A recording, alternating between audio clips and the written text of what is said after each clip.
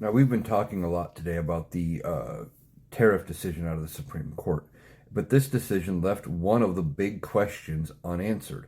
And that question has to be what happens to the tariff money already collected? Now, we have been hearing multiple numbers coming out about how much tariff money has been received. According to Donald Trump, it's trillions of dollars at this point, but he likes to inflate his numbers.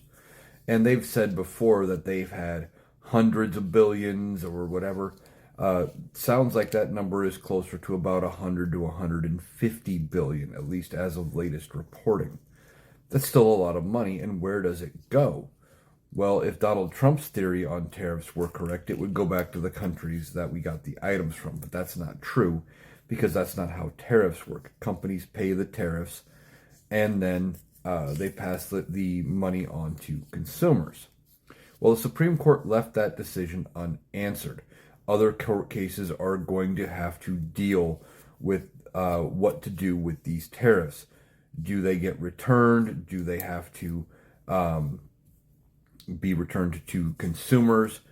And even if they go back to the companies, are the companies going to lower prices? Probably not. They've already got us paying the higher prices, so that we're just going to continue to pay them.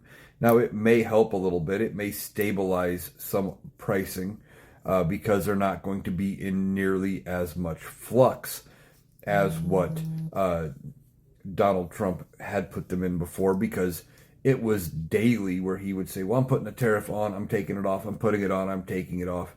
There was so much uncertainty that companies couldn't set stable pricing at all.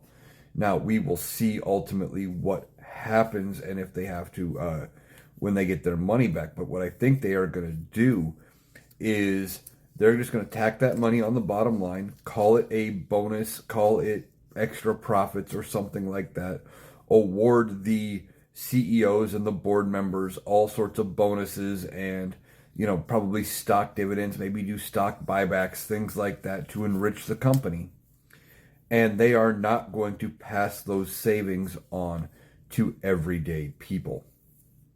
I just don't expect it to end up helping the economy that way. What it will help by doing is by stabilizing the pricing and the costs for businesses. So hopefully it might help the economy. It was about the only thing Donald Trump could hope for to help him in the midterms.